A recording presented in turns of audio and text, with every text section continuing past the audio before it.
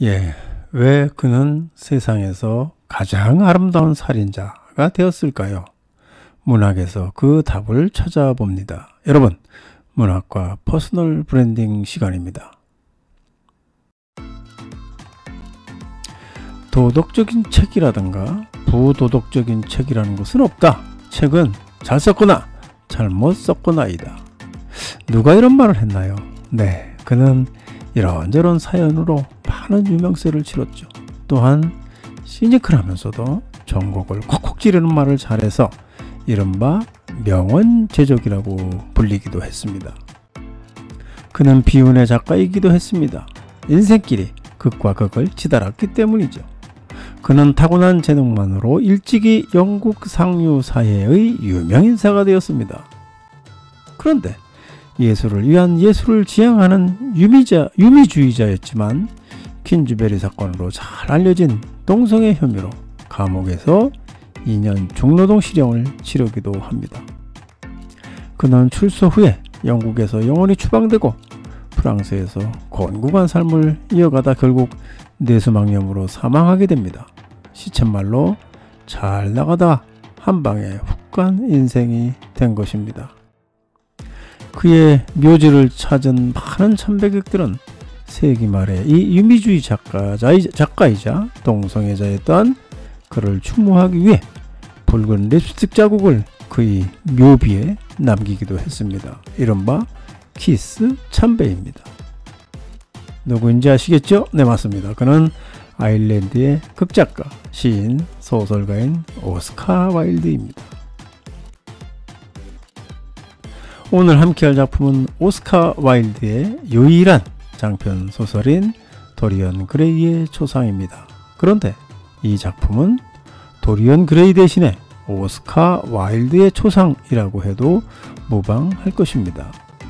그만큼 작가와 주인공 도리언이 서로 일맥상통하는 것이 많기 때문이죠. 실제로 작가 자신도 도리언 그레이의 초상을 자신의 분신과도 같은 작품이라고 밝힌 바 있습니다. 도리언 그레이의 초상은 공포소설과 로맨스의 요소가 결합된 이른바 고딕 호러의 고전이라고 불리는데, 이는 영국 문학이 지닌 낭만적 요소와 함께 불가사의한 주술, 그리고 악마와의 거래, 또한 자기 분신 복제의 뜻을 지닌 도플갱어와 같은 그러한 요소들을 갖추었기 때문입니다. 도리언 그레이의 초상은 당시 문단을 비롯한 예술계의 큰 인기와 논란을 동시에 불러일으켰습니다. 영화로도 만들어졌고 연극 및 무용으로도 공연되었습니다. 특히 영원한 젊음과 미에 대한 욕망, 동성애 등과 같은 주제는 큰 예술적 영감을 불러일으켰다는 평가를 받기도 했습니다. 이러한 평가의 중심에는 소설의 스토리가 중심을 잡고 있는 것이지요. 그 줄거리를 살펴보도록 하겠습니다. 주인공 도리언 그레이는 세상에서 가장 아름다운 얼굴의 살인자라고 묘사되는 인물입니다. 그는 도대체 왜 그러한 역설적인 평가를 받게 되었을까요? 결론적으로 그의 모습에서 악마적인 인간의 본성이 적나라하게 드러났기 때문입니다. 그는 신이 내려준 미적 장점을 지키지 못하고 욕망의 늪에서 허우적거렸습니다. 작품의 스토리는 작가가 더한 신의 한 수에 의해서 더욱더 흥미진진하게 전개됩니다. 여기서 신의 한 수라고 하는 것은 바로 초상화의 설정입니다. 즉 주인공 도리언 그레이의 실제의 겉모습은 언제나 세월이 흘러도 여전히 아름다운 젊음을 유지합니다. 대신에 초상화의 모습이 흉측하게 변해가도록 장치했습니다. 도리언이 태폐적인 생활과 나쁜 일을 하면 할수록 그의 초상화는 더욱더 추악한 모습으로 변하죠. 초상화는 곧 도리언의 죄의 흔적이자 더러워진 양심과 영혼의 기록이기 때문입니다. 작품을 읽다 보면 작품 전반에 걸쳐 한 인간의 나약함과 허망한 욕망 앞에 마치 제 자신이 도리언이 된 듯한 착각에 빠져들게 됩니다. 이는 100년 훨씬 전 당시의 사람들과 21세기의 오늘날 현대인들이 다를 바가 없다는 것을 보여줍니다. 아니 어쩌면 도리언의 모습은 오늘날의 인간 군상에 더 잘 어울리는 모습일지도 모르겠습니다. 성형이 자연스럽고 외모지상주의라는 말, 이거 식상하기조차 하죠. 이는 오히려 자기관리라고 여겨지는 세상이 아니던가요? 도리언의 미모집착이 꼭 그가 파멸에 다루게 될 이유가 있느냐고 반문할 수도 있을 것입니다. 그럼에도 이 작품이 오늘날에도 여전히 매력적인 것은 우리 인간의 이중적 본성을 섬뜩하게 건드리기 때문입니다. 젊다는 것과 늙는다는 것, 가치, 선택과 책임, 그리고 양심까지. 그래서 도리언은 곧 오늘날의 우리의 민모습이라는 말이 설득력이 있는 것입니다. 도리언이 욕을 많이 얻어먹고 있죠? 억울할 수도 있을 것입니다. 그런데 퍼스널 브랜딩 측면에서 보면 도리언에 대해서 보다 더 냉정한 평가를 내릴 수 있습니다. 왜 그러냐? 그 시작은 자기다움에 발휘해 있습니다. 그런데 도리언은 그 좋은 자기다움을 엉뚱하고 나쁘게 써버렸습니다. 그래서 결과는 뻔할 뻔짜가 되고 말았죠. 파멸로 말이죠. 이와 같은 기준으로 보면 도리언 그레이는 퍼스널 브랜딩의 대표적인 실패 인물이라고 분류할 수 있을 것입니다. 혹지 않은 최고의 학습 효과는 반면교사에 있다고 합니다. 저 사람처럼 되지 말아야 해. 뭐 그런 반면교사 말이죠. 도리언이 남겨준 반면교사의 교훈점 중에서 3가지를 추려 살펴보면서 저 자신의 약진의 발판으로 삼고자 합니다. 여러분도 그랬으면 좋겠습니다. 하나, 욕망. 허황된 욕망이죠. 도리언 인생의 뒤틀림은 허황된 욕망, 허황된 기도에서 시작됩니다. 어느 날 그는 화가가 그려준 완벽하게 아름다운 초상화를 통해서 자신의 미모에 눈을 뜨게 됩니다. 여기까지는 좋습니다. 그런데 그는 이를 영원히 간직하고 싶다는 허황된 소망을 품습니다. 그런데 신의 장난일까요? 허황된 것이라고 여겼던 그의 소망이 이루어집니다. 그러나 하나를 얻으면 다른 하나를 잃게 되는 법입니다. 도리언 그레이는 세월이 흘러도 여전히 아름다운 젊음을 유지합니다. 대신에 초상화가 늙어갑니다. 더불어 그가 지은 죄의 흔적까지를 모두 짊어지고 추하게 변해가는 것입니다. 여기에서 우리는 진시황의 불로초 사건을 상기하지 않을 수 없습니다. 작가 오스카 와일드가 진시황의 허황된 욕망, 즉 불로장생의 결론을 모를 리가 없었을 것입니다. 그럼에도 불구하고 왜 이와 같은 설정을 했을까요? 그것은 인간의 허황된 욕망은 세월이 가도 변치 않고 계속 이어질 것이라고 믿었기 때문일 것입니다. 뭐 그 예측은 틀리지 않았습니다. 저 자신도 지금 허황된 욕망에 집착하고 낭패를 당하는 일을 반복하고 있으니까요. 그래서 반성도 하게 됩니다. 허황된 기도와 간절한 기도는 다른 것이죠. 올바르고 간절한 기도에 집중해야 할 것입니다. 여러분의 경우는 어떤지요? 여러분의 건승을 기원하는 꿈을 꾸고 그에 대한 기도를 해야 하지 않을까요? 그렇죠. 허황된 기도가 아닌 말이죠. 오늘은 어떤 기도를 했는지요? 네, 두 번째는 실천. 네, 깨달음의 실천입니다. 실천.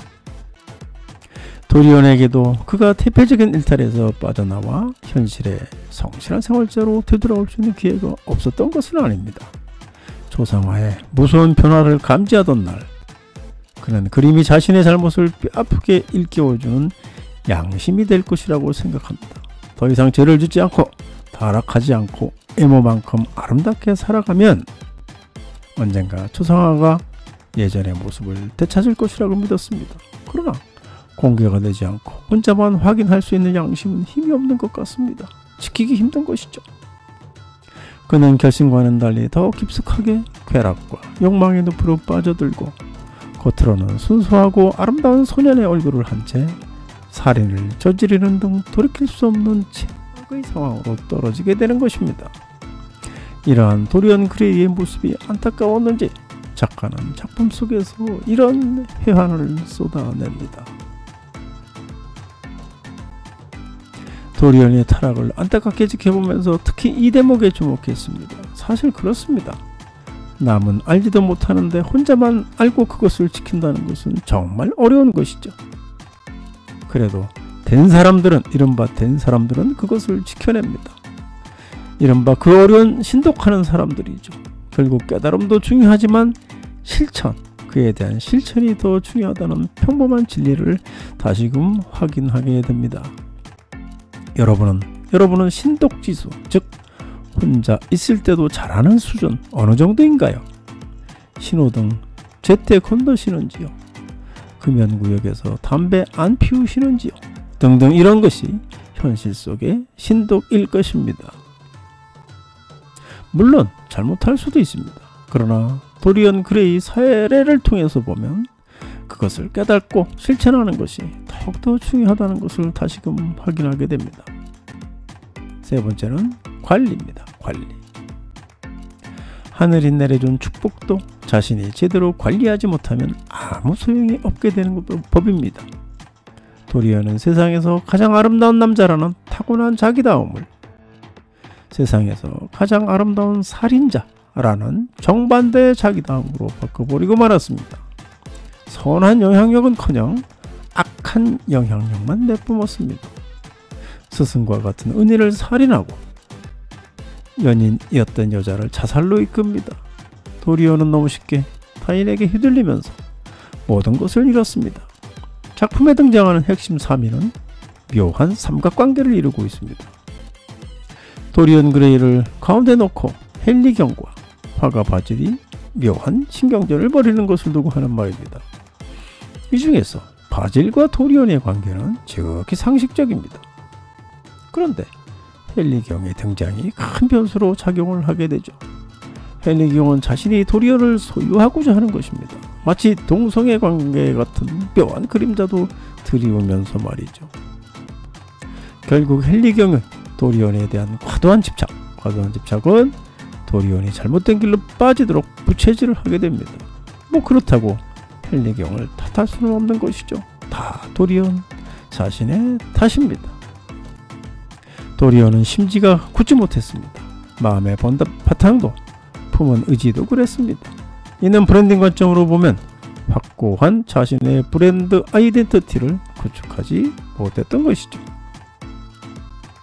도리언은 중심을 잡지 못하고 속절없이 흔들렸고 결국 최악의 퍼스널 브랜드가 되어버렸습니다. 하늘이 내려준 빼어난 장점도 주관이 없으면 이렇게 망할 수 있다는 분명한 선례를 보여준 것뿐이니 안타깝게 그지없습니다. 여러분의 경우는 어떤지요? 하늘이 준 장점을 찾았는지요? 또 그것을 책임감 있게 잘 관리하고 있는지요? 고전이 지니는 가치 중의 하나가 인간 본성을 콕콕 찌른다는 것입니다. 마찬가지로 이 작품도 그 어느 고전 못지않게 인간의 본성을 적나라하게 들추어내고 있습니다. 이 책이 시간이 지나도 그 가치가 빛바래지지 않는 이유도 여기에 있는 것 같습니다. 현대를 살아가고 있는 우리 모두는 도리언 그레이와 같이 잘나면 잘난 대로, 못나면 못난 대로 욕망이라는 이름의 전차를 타고 달려가고 있는 중입니다. 그렇기 때문에 이 책의 결론에 더욱더 주목해야 할 필요성이 높은 것입니다. 욕망의 무한 질주는 결국 파멸의 참사를 야기시키는 것이니까요. 그래서 저는 이 책을 읽은 이상 욕망이라는 전차의 브레이크를 밟지 않을 수 없었습니다. 지금 여러분의 욕망이라는 이름의 전차는 어디를 향하여 달려가고 있는지요? 혹시 브레이크를 밟을 때는 아닌지요? 아니, 밟으셨는지요? 생각해 볼 일입니다.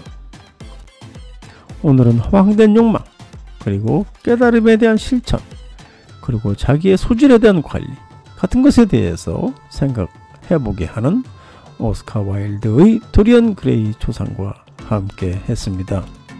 다음 시간에 또 멋진 책으로 찾아뵙도록 하겠습니다. 여러분 감사합니다.